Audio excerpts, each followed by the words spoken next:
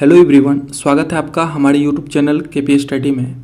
दोस्तों, आज हम साधारण ब्याज चैप्टर का पार्ट 6 कवर करेंगे। ठीक है, इससे पहले हमने 5 पार्ट्स का वीडियो बनाया है।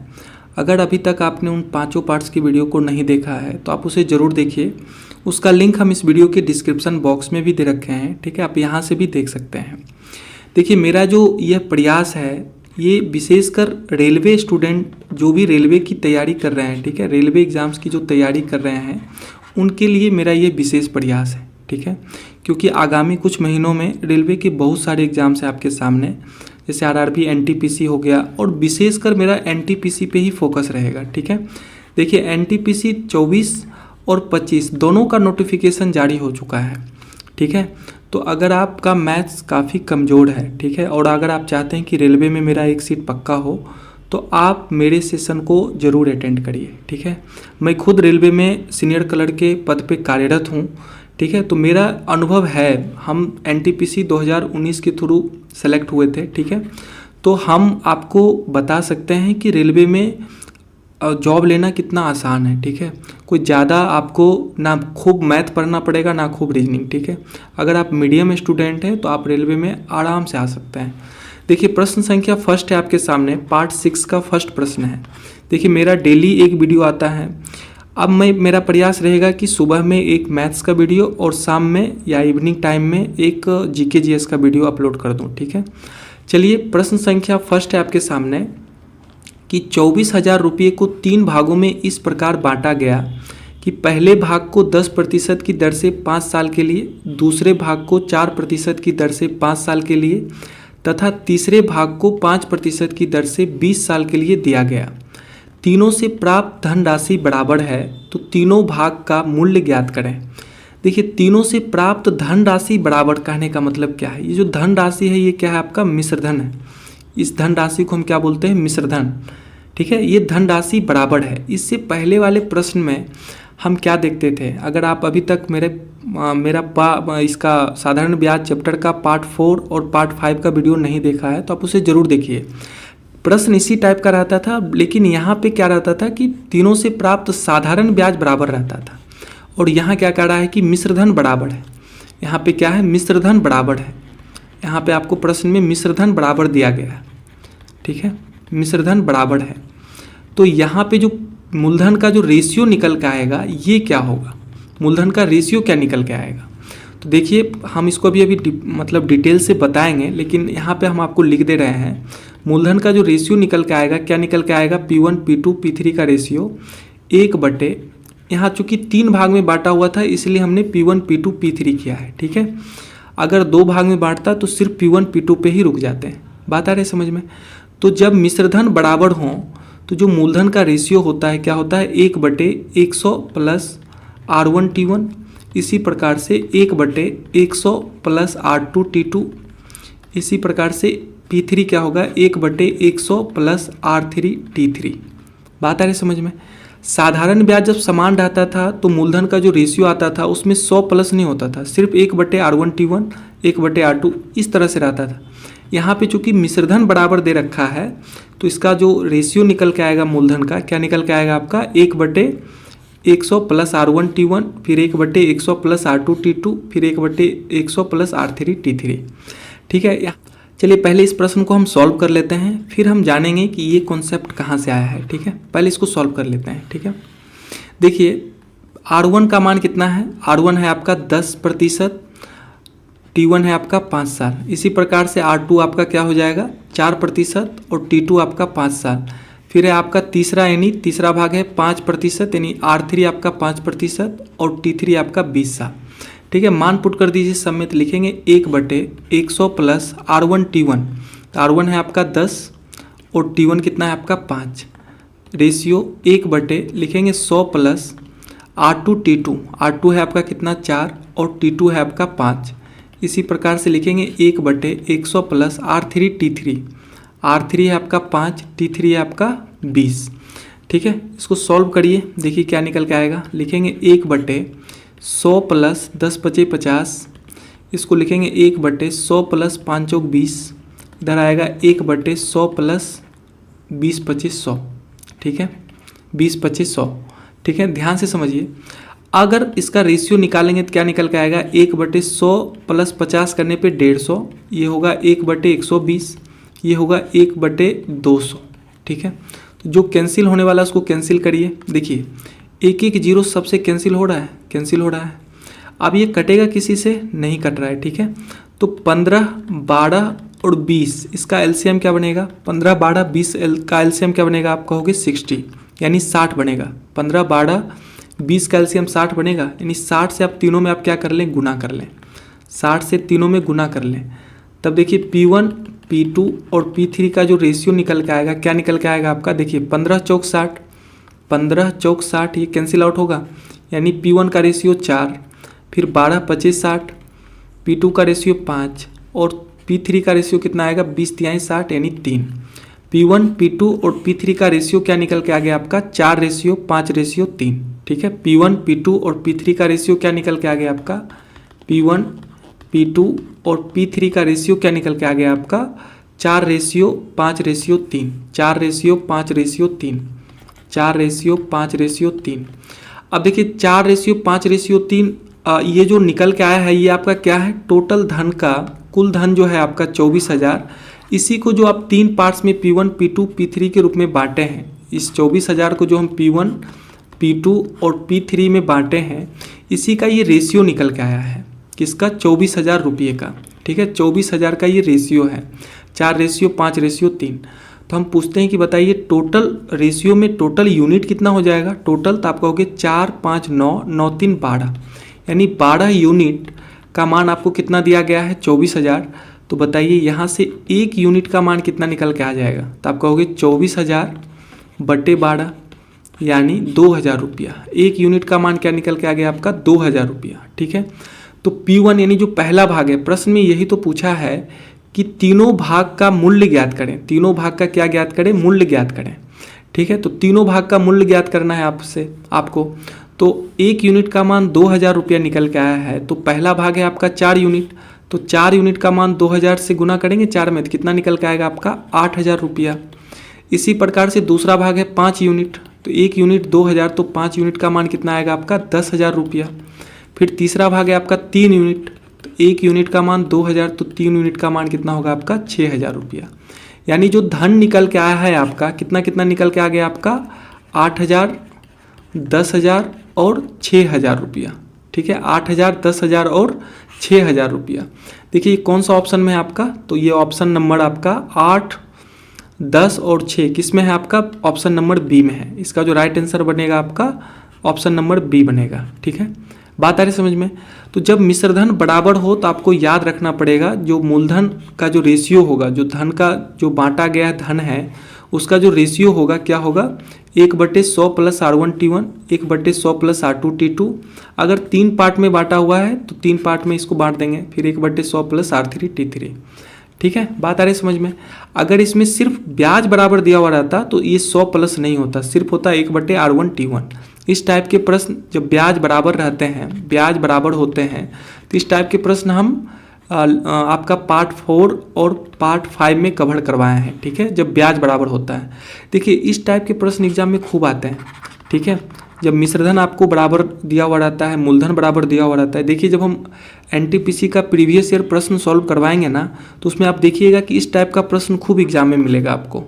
ठीक है, तो चलिए अब हम इस कॉन्सेप्ट को समझते हैं कि ये P1, P2 और P3 का ratio 1/100 plus R1T1, 1/100 plus R2T2, 1/100 plus R3T3 किस प्रकार से आया होगा। ठीक है, तो चलिए हम इस चीज़ को समझते हैं। पहले मान लीजिए कोई धन आपका P है। ठीक है, इस धन को 3 भाग में बांटा गया है। कितने भाग में, 3 भाग में, 4 भाग में भी बांट सकते हैं। ठीक है, पहले आप कॉन्सेप्ट सीख लें।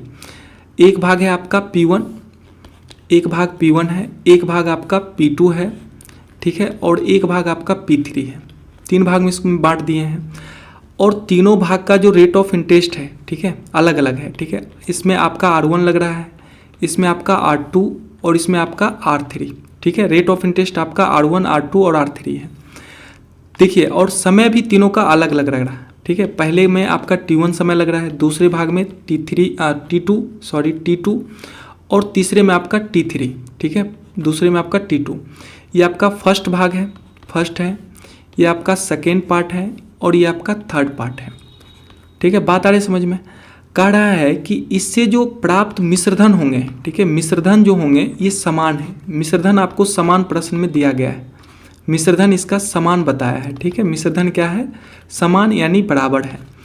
और आप जानते हैं कि मिश्रधन बराबर होता क्या है, मिश्रधन यानी अमाउंट क्या होता है, तो आप जानते हैं मिश्रधन बराबर क्या होता है, मूलधन प्लस ब्याज होता है। मिश्रधन बराबर क्या होता है, मूलधन प्लस ब्याज होता है। ठीक है, तो अगर हम पूछे P1 R1 T1 यानी P1 मूलधन, R1 दर और T1 समय, इससे प्राप्त मिश्रधन क्या होगा, तो आप कहोगे कि P1 यानी मूलधन तो आपका P1 है, यानी मूलधन अब प्लस ब्याज, मूलधन प्लस ब्याज, क्या कहोगे, मूलधन प्लस ब्याज, यानी P1 तो आपका मूलधन हो गया, तो P1 तो रहेगा ही, अब प्लस ब्याज।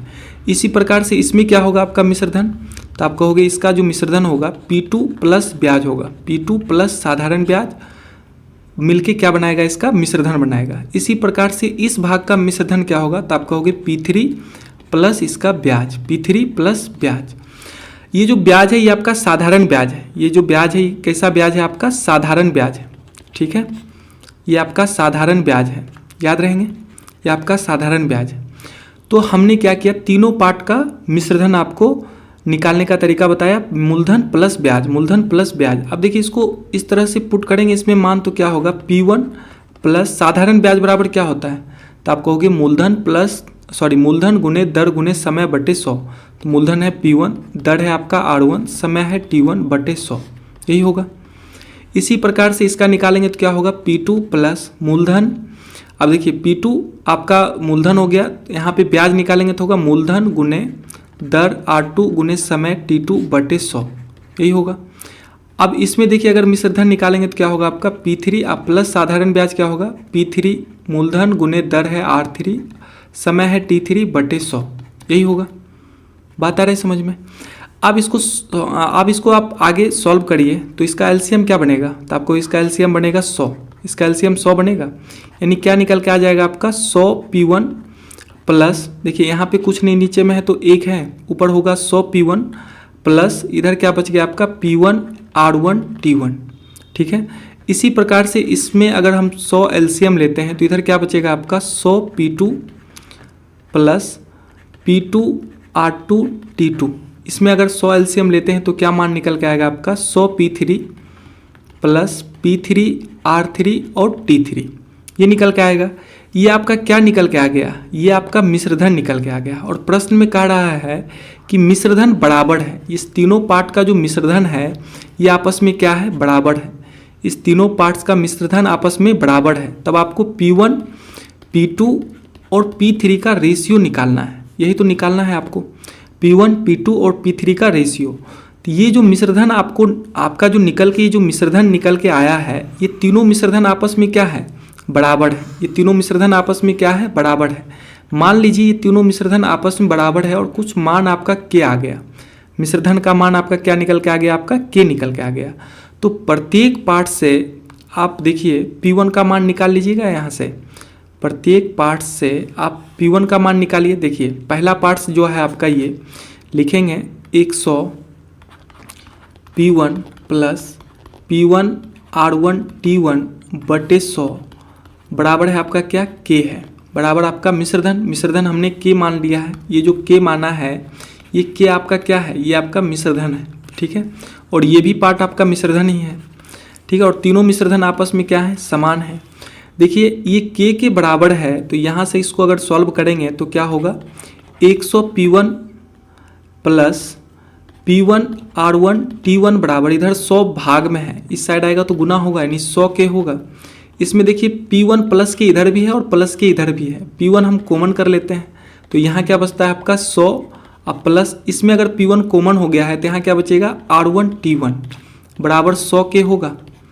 अब देखिए आपको तो P1 का मान मालूम करना है, तो P1 बराबर यहाँ से क्या हो जाएगा आपका 100 K, इधर ये पार्ट पूरे गुना में है, इधर आएगा तो बटा होगा, यानी लिखेंगे 100 plus R1 T1, 100 plus R1 T1। देखिए बाद में आप ये नहीं कहिएगा कि आप सिर्फ इसका कॉन्सेप्ट लिख के बच गए। ठीक है, हम इस कॉन्सेप्ट को प्रूव भी कर रहे हैं कि भाई ये कैसे आया है। ठीक है, तो इस चीज़ को आप समझिए।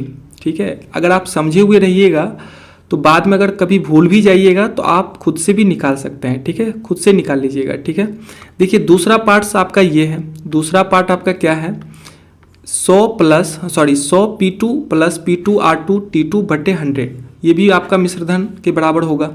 यानी लिखेंगे दूसरा पार्ट है आपका 100 P2 plus P2 R2 T2 बटे 100, ये भी आपका मिश्रधन के बराबर होगा, यानी K के बराबर होगा। आराम से समझिए, ठीक है, थोड़ा सा बोरिंग लगेगा लेकिन जब आप इस चीज़ को सीख जाइएगा तो फिर आपके लिए सही रहेगा। यहाँ से इसको सॉल्व करिएगा तो कितना हो जाएगा आपका 100 के। इसमें हम P2 कॉमन कर लेते हैं तो इसमें क्या बचेगा आपका 100 प्लस P2 चूँकि कॉमन हो चुका है तो इसमें क्या बचेगा R2 T2 बराबर 100 के। यानी P2 का मान यहाँ से क्या निकल के आ गया आपका 100 के बटे 100 प्लस R2 T2, ये निकल के आ गया आपका 100 प्लस R2 T2, ये आपका P2 का मान निकल गया। इसी प्रकार से हम P3 का मान निकालेंगे। देखिए P3 का मान निकालिए। P3 आपका क्या है 100 P3 plus P3 R3 T3 बटे 100 बराबर के आपका मिश्रधन है। लिखेंगे 100 P3 plus P3 R3 T3 बटे 100 बराबर के। यहाँ से क्या करते हैं, ऊपर हम 100 कॉमन कर लेते हैं, 100 नहीं P3 कॉमन कर लेते हैं तो यहाँ पे क्या बचेगा आपका 100 और इसमें क्या बचेगा आपका R3 T3। इधर 100 भाग में इस साइड आएगा तो गुना होगा यानी 100 के होगा। यहाँ से देखिए P3 का मान क्या निकल के आ जाएगा आपका 100 के बटे 100 plus R3 T3, 100 plus R3 T3, ठीक है। यानी P3 का मान निकल के आ गया आपका 100 के बटे 100 प्लस R3 T3। अब आपसे प्रश्न में पूछा हुआ है आपको निकालना क्या है P1 P2 और P3 का रेशियो, और तीनों का मान आप मालूम कर लिए हैं। P1 का मान इतना है, P2 का मान ये है और P3 का मान ये है। अब इस तीनों का रेशियो आपको मालूम करना है, P1 P2 और P3 का रेशियो। चलिए सबका मान पुट करिए तो लिखेंगे 100 के बटे 100 प्लस R1 T1। इसी प्रकार से P2 का मान रखिए, लिखेंगे 100 के बटे 100 प्लस R2 T2। फिर इसको सॉल्व करिए तो लिखेंगे 100 के बटे 100 plus R3 T3, 100 plus R3 T3। जो कैंसिल आउट होने वाला है उसको कैंसिल करिए। देखिए 100 के से 100 के कैंसिल होगा, ये कैंसिल हो गया। यानी P1 ratio P2 ratio P3 का मान क्या निकल के आ गया आपका 1 बटे 100 प्लस R1 T1। इसी प्रकार से 1 बटे इसका मान क्या होगा 100 प्लस R2 T2 दूसरा भाग का, और तीसरा भाग का रेशियो क्या होगा 1 बटे 100 प्लस R3 T3। यही आपको समझना है, ठीक है, कि जब मिश्रधन बराबर होता है जो तीनों पार्ट्स होते हैं या 3 या 2 जो भी पार्ट्स होंगे उसका रेशियो क्या निकल के आएगा, ठीक है। तो इस चीज़ को आप याद रखिएगा। बात आ रही समझ में। इसी चीज़ को हम यहाँ पे पुट करके बनाए थे, ये जो भाग है आपका यही है। बात आया समझ में। तो इस चीज़ को आप आराम से समझिए, ठीक है। चलिए इस टाइप का एक और प्रश्न देखते हैं। चलिए प्रश्न संख्या 2 को ध्यान से समझिए। प्रश्न सेम है, जो फर्स्ट प्रश्न था वही प्रश्न ये भी है, ठीक है, उसी टाइप का है, ठीक है, वही तो नहीं कहेंगे, उसी टाइप का है, ठीक है। प्रश्न है आपके सामने कि एक पिता, ठीक है, एक पिता ने अपने 2 बेटों को 12 यानी 1,20,000 रुपये को इस प्रकार दिया कि 18 साल का होने पर पुत्रों को समान धन मिले, ठीक है। 2 बेटा हैं, ठीक है, एक दोनों के लिए 18 साल के लिए कुछ धन क्या मतलब 1,20,000 रुपया ये धन है। इस धन को दोनों बेटा में बांट दिया है और कहा जब 18 साल के हो जाओगे तब आप दोनों को हम ये धन आपको देंगे, ठीक है। तो उसमें अभी एक बेटा 12 साल का है, एक बेटा जो है वो 12 साल का है और दूसरा बेटा उसका 14 साल का है, दूसरा बेटा उसका 14 साल का है, ठीक है। इन दोनों को बोला है कि भाई जब तुम 18 साल के हो जाओगे तो आपके लिए ये धन हमने जमा करके रखा है, ये आपको मिल जाएंगे, ठीक है, जब आप मैच्योर हो जाइएगा, ठीक है। 18 साल की उम्र में इंसान क्या होता है, मैच्योर हो जाता है, ठीक है। कहता है साधारण ब्याज की दर 5% है और दोनों के लिए साधारण ब्याज की दर कितना है 5% है। देखिए ये तो उसके पापा दे ही रहे हैं 1,20,000 रुपया और साथ ही साथ कह रहे हैं कि इस धन को हम बैंक में जाके दे रहे हैं, बैंक में जमा कर दे रहे हैं और जब तुम 18 साल के हो जाओगे तो बैंक वाले 5% रेट ऑफ इंटरेस्ट से जितने समय तुम्हारे पास बचे हुए हैं उस हिसाब से उसको जोड़ के तुमको पहुंचा देंगे, ठीक है। यानी जो आपका धन होगा वो तो होगा ही, और प्लस उसमें आपका ब्याज भी मिल जाएगा। बात आ रही समझ में। तो जो 12 साल का लड़का है, 12 साल का जो लड़का है उसको 18 साल होने में कितना टाइम लगेगा, तो आप कहोगे 6 साल। कितना टाइम लगेगा इसको, 6 साल। और जो 14 साल का लड़का है उसको 18 साल होने में कितना टाइम लगेगा, तो आप कहोगे 4 साल, ठीक है। कितना टाइम लगेगा उसको, 4 साल लगेगा। बात आ रही समझ में। अब देखिए 12 साल का जो लड़का है ये इसका रेट ऑफ इंटरेस्ट है आपका 5% और समय इसको कितना लग रहा है, 6 साल 18 साल होने में, ठीक है। और जो दूसरा लड़का है इसका रेट ऑफ इंटरेस्ट कितना है, 5% और इसको समय कितना लग रहा है, 4 वर्ष। कह रहा है कि जब यह कितना साल का हो जाता है, 18 साल का हो जाता है तो दोनों को समान धन मिलते हैं। दोनों पुत्रों को समान धन मिले, दोनों पुत्रों को समान धन मिले, मतलब दोनों का जो मिश्रधन होगा वो क्या हो जाएगा, समान हो जाए। दोनों का जो मिश्रधन हो, दोनों का मिश्रधन जो हो वो क्या हो जाए, समान हो जाए, ठीक है। तो मिश्रधन समान होने के लिए हम मान लेते हैं जो पहला लड़का है इसको, लड़का को हम मान लेते हैं P1 और P2, ठीक है। पहला लड़का को हम P1 मान लिए, दूसरे लड़का को हम P2 मान लिए। यहाँ भी कंडीशन क्या है आपका, मिश्रधन समान है। मिश्रधन क्या है आपका, समान है, ठीक है। दोनों के लिए मिश्रधन क्या मिलेगा आपका, समान। कह रहा है कि दोनों को समान धन मिले, ठीक है। तो P1 रेशियो P2, इसका मान क्या निकल के आएगा, जब मिश्रधन समान होता है तो होता है 100 प्लस R1T1। इसी प्रकार से P2 का क्या होगा, 100 प्लस R2T2, यही होगा। यहाँ से देखिए इसको सॉल्व करेंगे तो P1 और P2 का रेशियो क्या निकल के आएगा आपका, 1/100 प्लस R1T1 का मान। देखिए R1T1 का मान कितना आएगा, है आपका 5 × 6 और इसमें मान कितना होगा, 1/100 प्लस R2T2 यानी 5 × 4। ये 5 × 4 होगा आपका। यानी P1 P2 का जो रेशियो निकल के आएगा, क्या निकल के आएगा आपका, 1/, देखिए 6×5 30 और 100 यानी 130। इधर क्या हो जाएगा, 5 × 20 और 100 यानी 120। ये देखिए जो 0 से 0 कटने वाला है उसको काटिए, ये 0 से 0 कैंसिल हो जाएगा। यानी P1 का और P2 का जो रेशियो निकल के आएगा आपका, क्या निकल के आएगा, 12:13। जो दोनों बेटे में धन का जो रेशियो बांटा है किस रेशियो में बांटा है आपका, 12:13 रेशियो में बांटा है, ठीक है, 12:13 में। तो यानी पहले को आपका 12 यूनिट मिला होगा और दूसरे को 13 यूनिट। प्रश्न में कहा रहा है तो बड़े पुत्र को कितना धन मिला है, तो बड़ा पुत्र कौन है इसका, जो 14 साल का है, ठीक है। यानी 14 साल वाला आपका क्या है, P2 है। यानी 13 यूनिट का मान आपसे पूछ रहा है। टोटल यूनिट बन कितना रहा है, तो आप कहोगे 25 यूनिट। देखिए P1 रेशियो P2 कितना निकल के आया है, 12:13। P1 रेशियो P2 कितना निकल के आया है, 12:13। और दोनों मिला के टोटल धन आपको दिया गया है कितना है, 1,20,000। 1,20,000 रुपया धन कितना दिया हुआ है, 1,20,000 रुपया। और यहाँ पे यूनिट में कितना आ रहा है, 12 13 है तो टोटल 25 यूनिट होगा।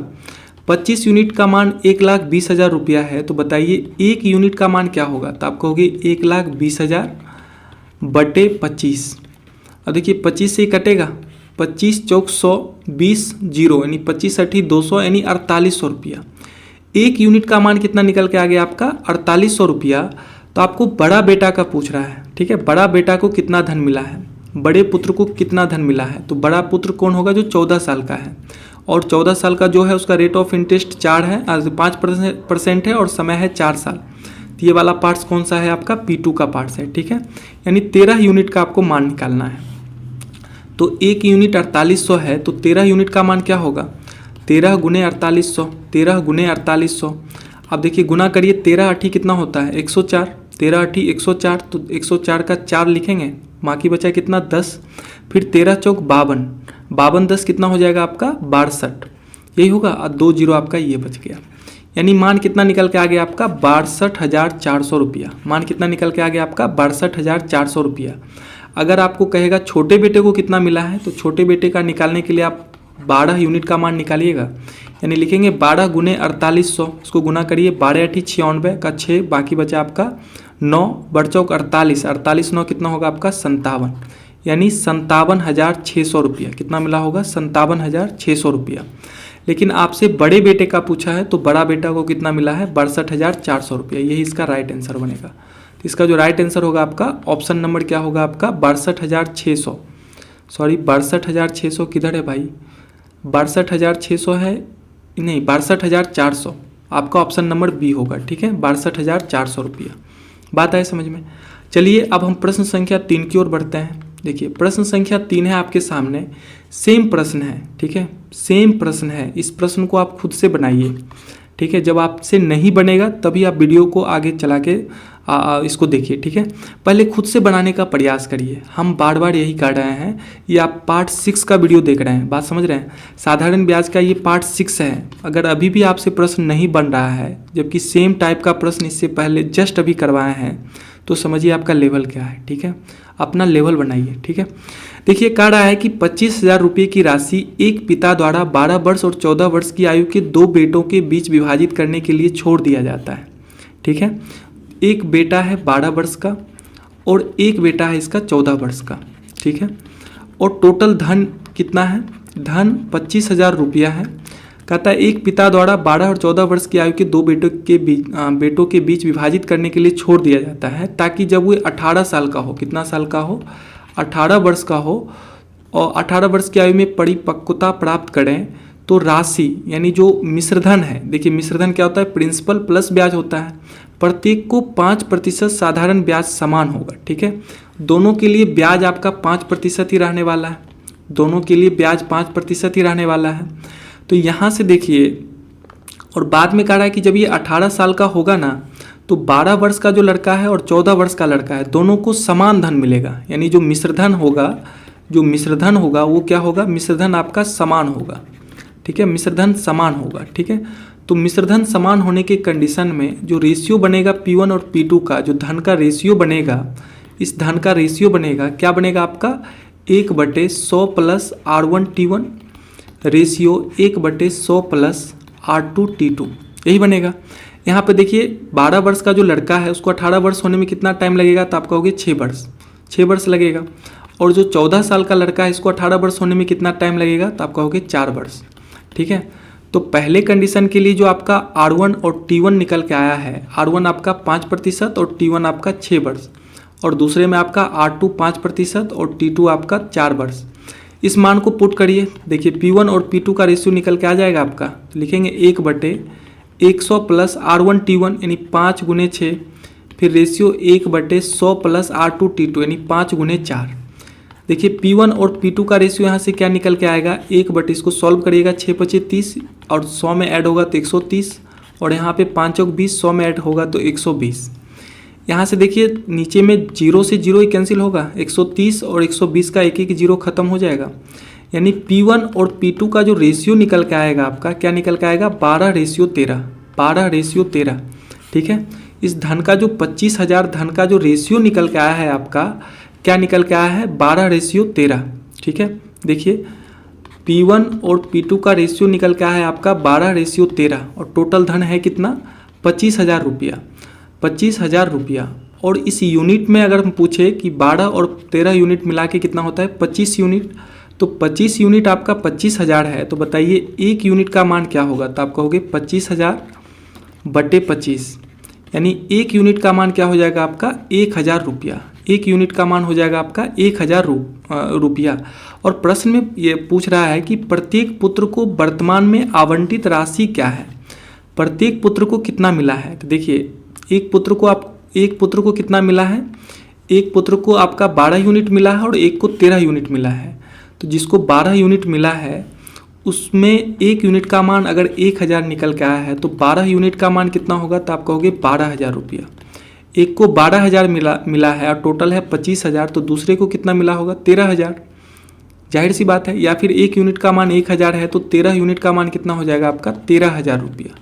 ठीक है, यानी जो पुत्र में धन का आवंटन हुआ है किस प्रकार से हुआ है? एक को 12 के और दूसरे को 13 के। तो इसका जो राइट आंसर बनेगा आप देख लीजिए कौन सा बनने वाला है। 12 के और 13 के आपका ऑप्शन नंबर सी में है। ठीक है, ऑप्शन नंबर सी में है 12 के और 13 के। ठीक है, ये इसका क्या बनेगा? आपका राइट आंसर बनेगा। बात आ रही है समझ में? तो प्रश्न संख्या 2 और प्रश्न संख्या जो 3 थे लगभग सेम थे, यहाँ पे बस आपका जो धन है वो चेंज हुआ था। बात आ रही है समझ में? तो चलिए इस टाइप के हम 3 प्रश्न, जब मिश्रधन समान होता है तो इस टाइप पे हम 3 प्रश्न कवर किए हैं। आज के इस लेक्चर का लास्ट प्रश्न हम देखते हैं। चलिए प्रश्न संख्या 4 देखिए, काफ़ी इंपॉर्टेंट प्रश्न है, ठीक है। एनटीपीसी 2021 के मेंस में इस टाइप का प्रश्न आया हुआ था, ठीक है, हमें याद है। जब हम मेंस दे रहे थे तो लेवल 4 का जो मेरा मेंस था उसमें इस टाइप का प्रश्न था, ठीक है। अब देखिए एक प्रश्न है आपके सामने कि कुछ साल में मूलधन और मिश्रधन का अनुपात 4:5 है। मूलधन और मिश्रधन का अनुपात कितना है? 4:5 है। 3 साल बाद यह अनुपात 5:7 हो जाता है, तो साधारण ब्याज की दर क्या होगी? देखिए कुछ साल में मूलधन और मिश्रधन का अनुपात, देखिए मूलधन ये आपका मूलधन है, ठीक है, और ये आपका मिश्रधन है, ये आपका मिश्रधन है। इसका अनुपात कितना है? कुछ साल में मूलधन और मिश्रधन का अनुपात है 4:5, ठीक है।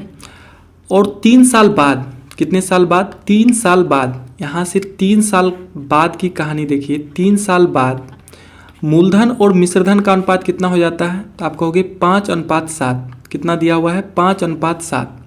5:7 हो जाता है, ठीक है। तो साधारण ब्याज की दर क्या होगी? ऑप्शन है 3%, 4%, 5% और 6%। देखिए एकदम आसान प्रश्न है, इसको आराम से समझिए। प्रश्न में है कि मूलधन और मिश्रधन का अनुपात 4:5 है, 3 साल के बाद यह 5:7 हो जाता है, तो साधारण ब्याज की दर क्या होगी? अब आप एक बात बताइए कि क्या मूलधन कभी बदलता है? ये मूलधन बदलता नहीं है, ये चेंज नहीं होता है, ये बदलता नहीं है, ठीक है। लेकिन यहाँ पे हम देख रहे हैं रेशियो में तो ये बदल रहा है। यहाँ ये 4 है और यहाँ पे कितना है? 5 है। इसको बदलना नहीं चाहिए था, दोनों में सेम होना चाहिए था, ठीक है। तो हम क्या करते हैं, इस दोनों को सेम करते हैं, 4 और 5 यूनिट को क्या करते हैं? सेम करते हैं।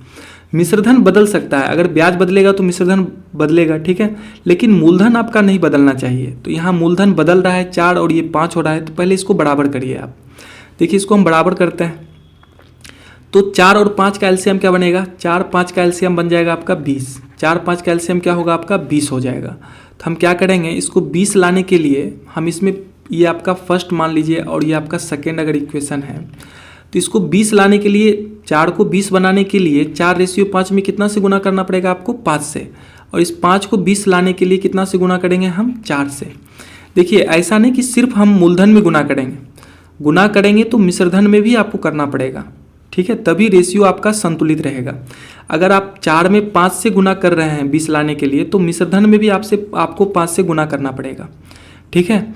और अगर आप मूलधन में 5 में 4 से गुना कर रहे हैं तो मिश्रधन में भी 4 से गुना करना पड़ेगा। तो यहाँ देखिए मूलधन कितना बन गया? ये 20 और ये मिश्रधन कितना बन गया आपका? 25, ठीक है। यहाँ पे भी देखिए मूलधन आपका बन गया आपका 20 और मिश्रधन कितना हो गया आपका? 7×4 = 28। देखिए रेशियो सेम ही रहने वाला है। 20:25 कहने का मतलब क्या है? 4:5 ही तो है, रेशियो आपका चेंज नहीं हो रहा है। यहाँ देख रहे हैं 4:5 ही आ रहा है।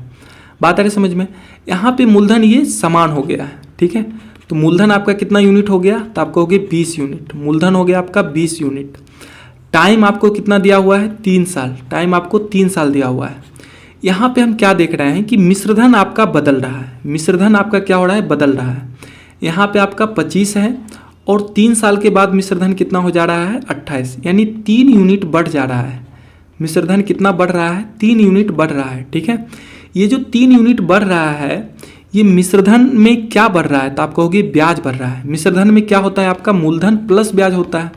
तो मूलधन तो आपका कभी बदलने वाला है नहीं, ये तो बदलेगा नहीं, तो बदलेगा क्या आपका? ब्याज बदलेगा, ठीक है। तो बढ़ क्या रहा है आपका? तो ब्याज बढ़ रहा है। ये जो 3 यूनिट बढ़ा है 3 साल में, ये किसके कारण बढ़ा है? ब्याज के कारण बढ़ा है। यानी जो आपका एसआई है वो कितना दिया हुआ है? 3 यूनिट। एसआई जो निकल के आया है, कितना निकल के आया है? 3 यूनिट। तो क्या यहाँ से आप दर नहीं निकाल सकते हैं? दर निकाल सकते हैं, रेट निकाल सकते हैं। देखिए सिंपल इंटरेस्ट बराबर क्या होता है? PRT/100। PRT/100। सिंपल इंटरेस्ट आपका कितना है? 3 यूनिट बराबर P है आपका 20 यूनिट, R है आपका मालूम करना है, और टाइम आपको दिया हुआ है 3 साल बटे 100। अब जो कैंसिल होने वाला है उसको कैंसिल करिए। देखिए ये 20, 25, 100 खत्म हो जाएंगे। अब यहाँ से देखिए ये क्या हो जाएगा आपका? इधर 5 भाग में इधर गुना होगा, 5×3 = 15 बराबर 3R। 15 बराबर 3R, तो R का मान क्या निकल के आ जाएगा आपका? 15/3, यानी 3 × 5 = 15। रेट ऑफ इंटरेस्ट क्या निकल के आ गया आपका? 5%। रेट ऑफ इंटरेस्ट क्या निकल के आ गया आपका? 5%। यानी इसका जो राइट आंसर बनेगा आपका ऑप्शन नंबर सी बनेगा 5%। ठीक है, इसका राइट आंसर क्या होगा आपका, ऑप्शन सी होगा 5%। इस चीज़ को आप समझिए, इस कॉन्सेप्ट को ध्यान से समझिए। ठीक है, तो चलिए आज के इस लेक्चर में इतना ही रखते हैं। ठीक है, फिर हम मिलते हैं नेक्स्ट लेक्चर में, यानी इसके पार्ट 7 में मिलते हैं। साधारण ब्याज का जो आपका पार्ट 7 का वीडियो होगा उसमें हम बहुत अच्छे अच्छे प्रश्न लेके आएंगे। ठीक है, तो इस वीडियो में इतना ही रखते हैं।